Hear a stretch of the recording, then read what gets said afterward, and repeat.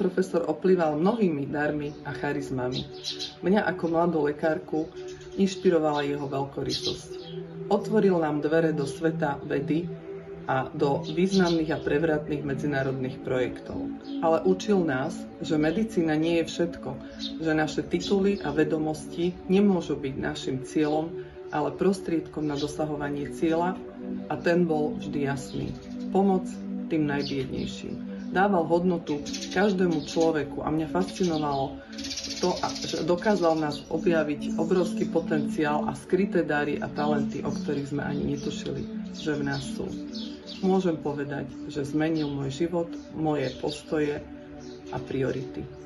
Pán profesor, chýbaš nám, ale učíme sa kráčať tak, ako si nás to učil. Ďakujem.